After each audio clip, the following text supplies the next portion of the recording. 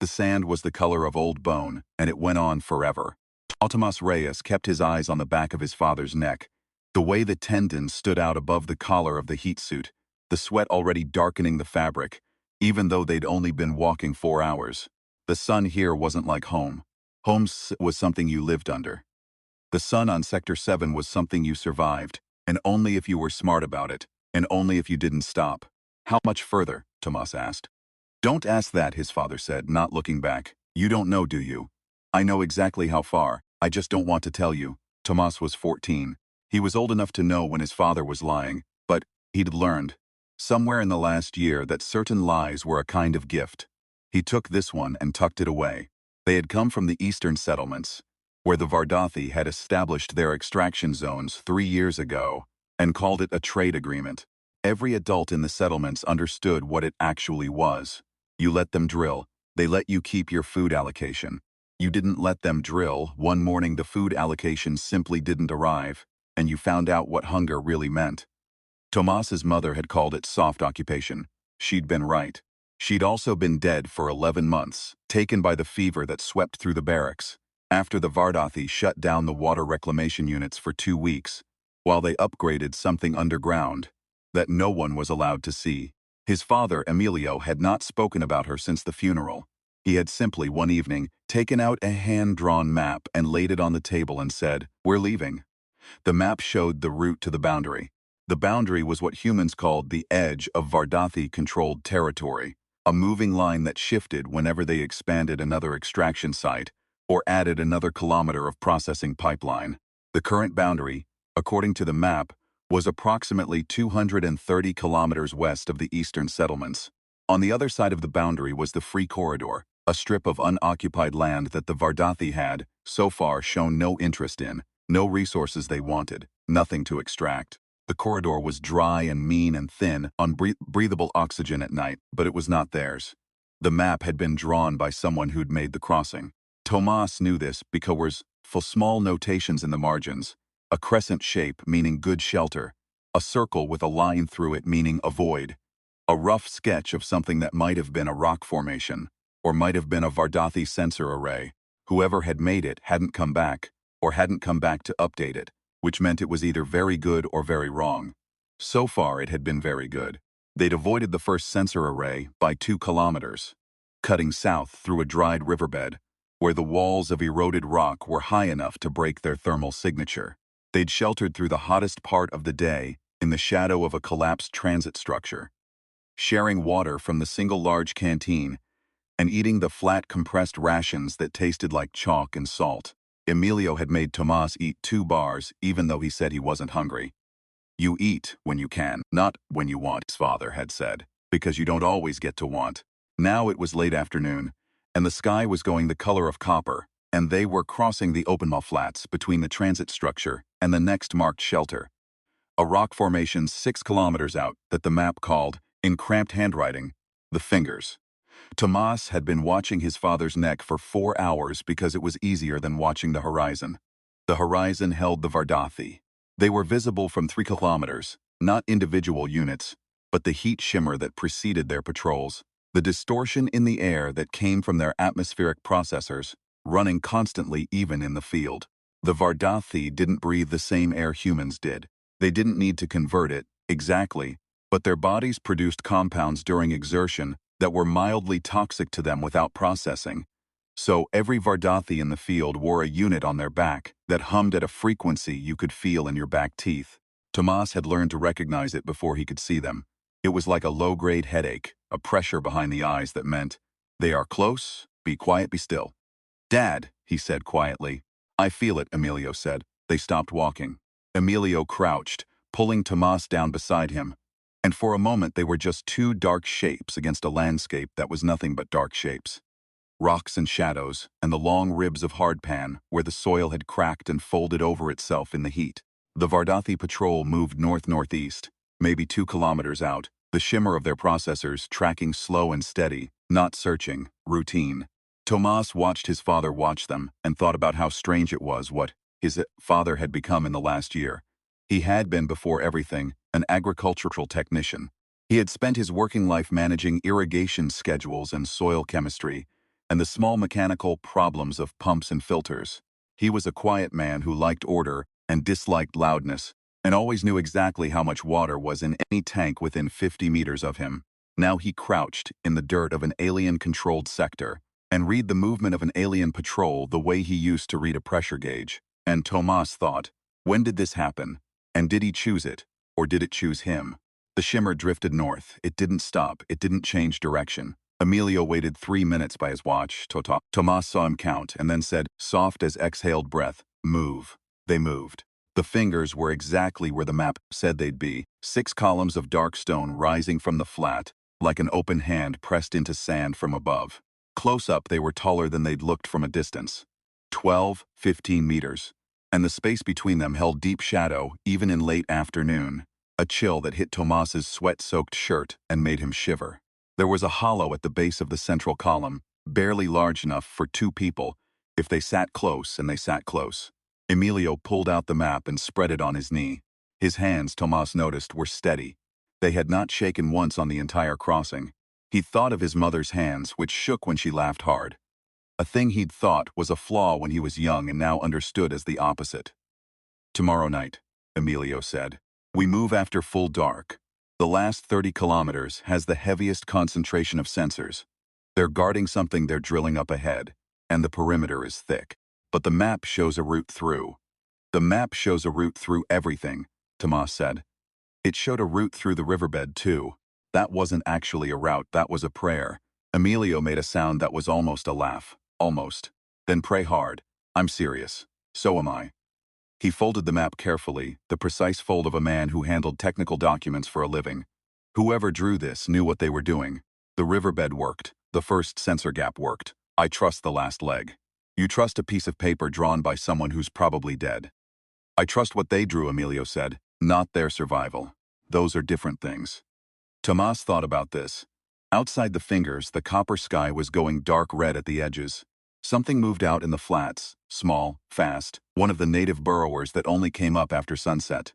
He watched it cross the open space between 2 rock clusters, pausing once to sit up on its hind legs and test the air, then moving on. Gone. She drew it, Tomas said. It wasn't a question. Emilio was quiet. The handwriting, it's hers, I know her handwriting, still quiet. Then, with the slow particular care of a man choosing every word, she made the crossing 2 years before the occupation got bad. She was part of a group scouting the corridor. They needed to know if it was actually habitable. She came back and said it was. Barely, but it was. He paused. She made the map in case she ever needed it, in case we ever needed it. Tomas stared at the folded paper in his father's hand. Something was happening in his chest that he didn't have a word for. Not grief, because grief he knew, he'd lived in it for 11 months. Something older than grief. Something that had to do with the fact that his mother, who shook when she laughed and argued with him about irrigation theory and hummed songs he didn't know the words to while she worked. His mother had walked this same sand 2 years ago and made marks on paper so that someday, if things got bad enough, they could follow. She had known. She had known it would come to this, and she had made him a path. Okay, Tomas said. His voice didn't shake. He was proud of this. Okay. They slept in shifts. Emilio first, 2 hours, then Tomas, then Emilio again, until the dark was fully down, and the temperature had dropped 15 degrees, and the stars were out. Not the stars from home, which Tomas still missed with a specific ache like a bruise that won't heal, but the stars of this place, which were more numerous and arranged in unfamiliar patterns, and which Tomas had spent the last year learning to read for navigation, the way his father had taught him to read soil chemistry. You used what you had. That was the only rule that mattered. Emilio touched his shoulder just before midnight. Time, the last 30 kilometers. It wasn't the sensor density that Tomas had feared most. It was the topography. The map showed it clearly, now that he'd been studying it all evening. The final approach to the boundary ran through a zone the map marked with close-hatched lines, which he now understood meant processed ground. The Vardathi extraction operation had torn up the natural surface, and what remained was rough compacted tailings and scattered equipment housings and the bones of collapsed transit lines. It was cover, which was good. It was also noise, which was bad. There was no clean path through, just angles and choices, and every choice that brought you through a gap in one sensor ring potentially walked you into the envelope of another. Emilio was moving like he had a plan. Tomas, watching his father thread through the debris field with the quiet certainty of a man who had plotted this in his head 100 times, that this was true. He had a plan. He'd had it for weeks, probably, maybe longer.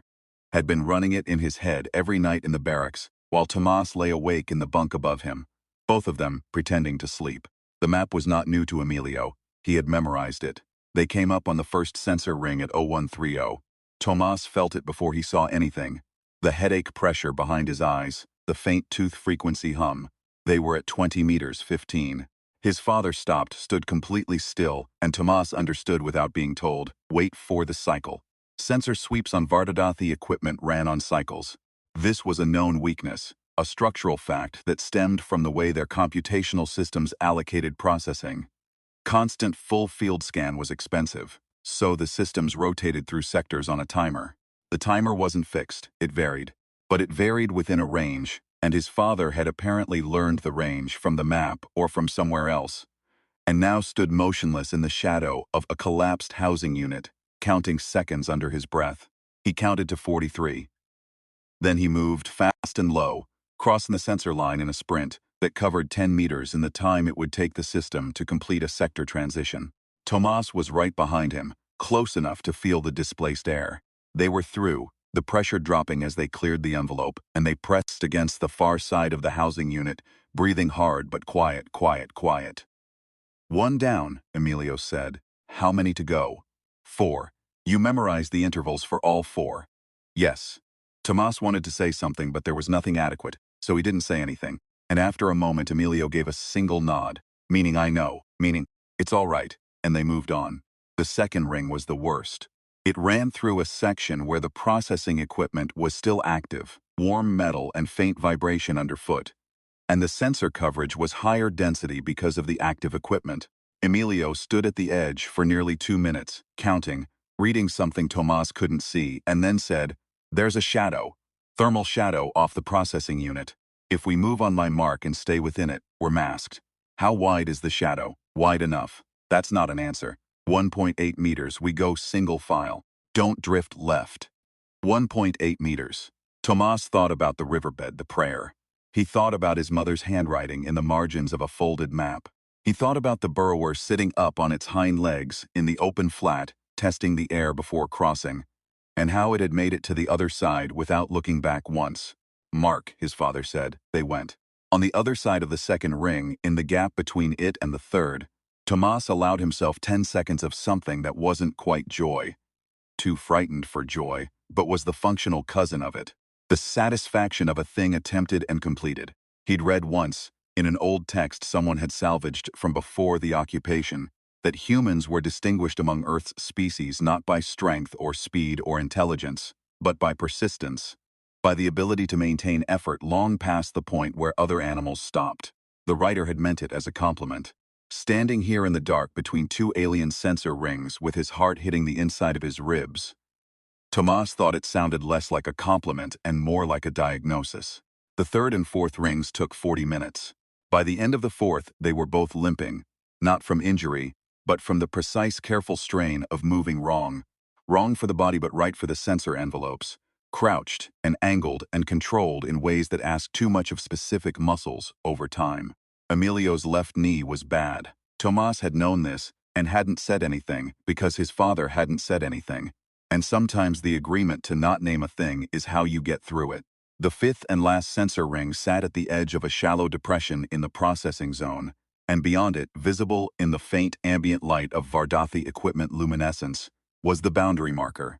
It was not dramatic, it was a post. A gray metal post with reflective tape and a unit number stenciled in the Vardathi script. It meant, past here is not ours, past here we have not claimed. Past here was his mother's corridor.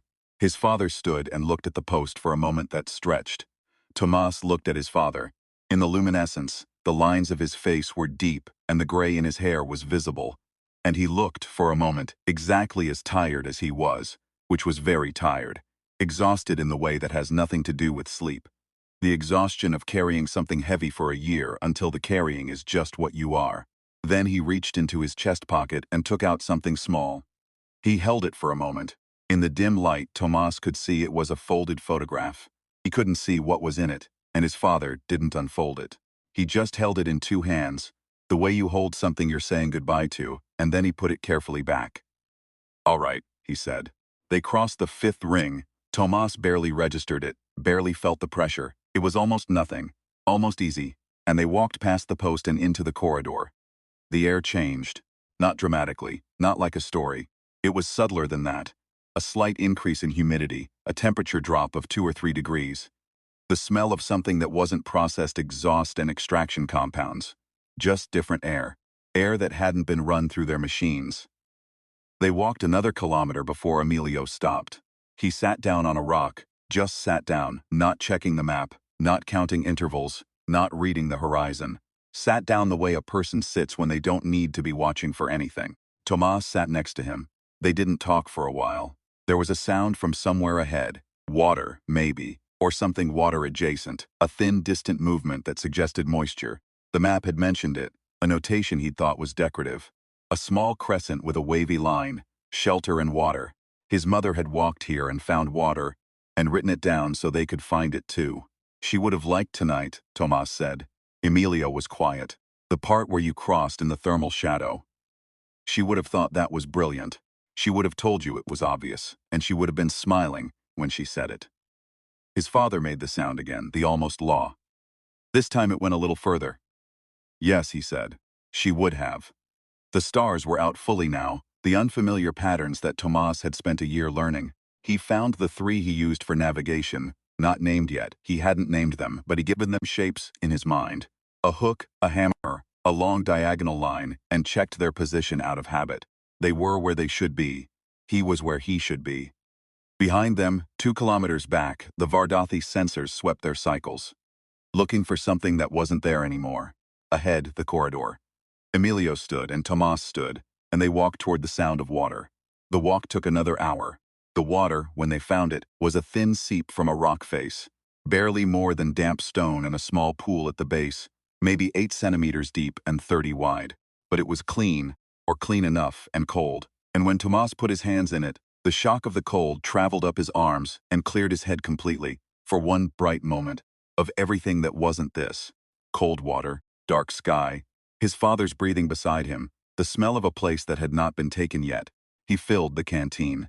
He filled it carefully, letting the sediment settle before capping it, the way his father had taught him. Not because someone was watching. Not because there was a reason to be careful about a canteen when you just crossed through alien sensor fields and made it out alive. Because being careful was a thing you practiced, so it was available to you when it mattered. That was what his father meant when he talked technique. It wasn't about the individual task. It was about building the habit of attention. He capped the canteen. He handed it to his father. Emilio drank. Then he handed it back, and Tomas drank, and they sat by the small pool in the corridor, with the Vardathi territory behind them, and the free dark ahead.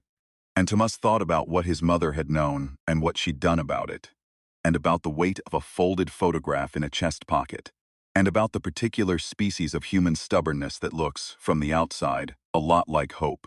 In the morning, they would move further in.